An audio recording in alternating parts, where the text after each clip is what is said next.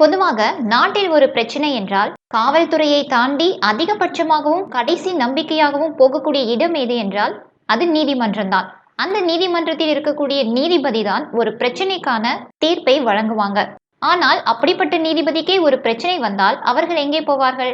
நம் நாட்டில் பாலியல் குற்றங்கள் பெருகி கொண்டிருக்கிற சமயத்துல குற்றவாளிகளுக்கு கடும் தண்டனைகள் வழங்க வேண்டும் என்று நீதிபதிகளிடம் சென்றுதான் நாம் முறையிடுவோம்.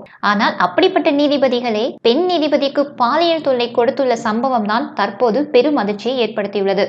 உத்தரப்பிரதேச மாநிலம் பண்டா மாவட்டத்தில் உள்ள பாரபங்கி நீதிமன்றத்தில் நீதிபதியாக இருப்பவருக்கு மாவட்ட நீதிபதி ஒருவர் பாலியல் துன்புறுத்தல் கொடுப்பதாக குற்றச்சாட்டு எழுந்துள்ளது.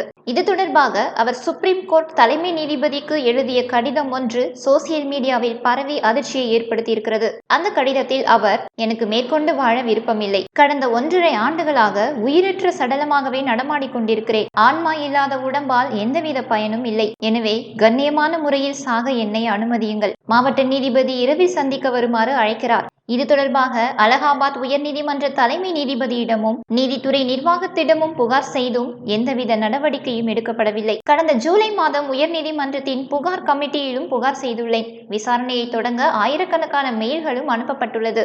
சாட்சிகளை மாவட்ட நீதிபதி சரிக்கட்டி விடுகிறார். மாவட்ட நீதிபதிக்கு எதிராக அவருக்கு கீழ்ப்பணியாற்றும் யார் சாட்சி சொல்ல வருவார்கள்? விசாரணை நியாயமாக நடைபெற மாவட்ட நீதிபதியை மாற்றும்படி கேட்டுக்கொண்டேன். அதுவும் நிராகரிக்கப்பட்டுள்ளது. பாலியல் தொல்லைகள் தற்கொலைக்கு கூட முயன்று இருக்கிறேன் என்று அவர் குறிப்பிட்டுள்ளார். இது தொடர்பாக சுப்ரீம் கோர்ட்டிலும் சம்பந்தப்பட்ட பெண் நீதிபதி மனு தாக்கல் செய்திருந்தார். பெண் நீதிபதி கொடுத்துள்ள புகார் மீது எடுக்கப்பட்ட நடவடிக்கை குறித்த அறிக்கையை தாக்கல் செய்யும்படி சுப்ரீம் கோர்ட் தலைமை நீதிபதி சந்திரசூட் அலகாபாத் உயர்நீதிமன்ற நிர்வாகத்திற்கு உத்தரவிட்டு இருக்கிறார். இது குறித்து supreme court secretary general Atul அளித்த பேட்டியில், பெண் நீதிபதி கொடுத்திருக்கும் புகார் மீது எடுக்கப்பட்டுள்ள விசாரணை அறிக்கையை சுப்ரீம் கோர்ட் தலைமை நீதிபதி அலகாபாத் உயர்நீதிமன்ற பதிவாளரிடம் கேட்டுள்ளார். அந்த அறிக்கை கிடைத்ததும் மேற்கொண்டு நடவடிக்கை எடுக்கப்படும் என்று தெரிவித்திருக்கிறார். பெண் நீதிபதி கொடுத்திருக்கும் இந்த புகாரானது பெரும் பரபரப்பை ஏற்படுத்தியிருக்கிறது.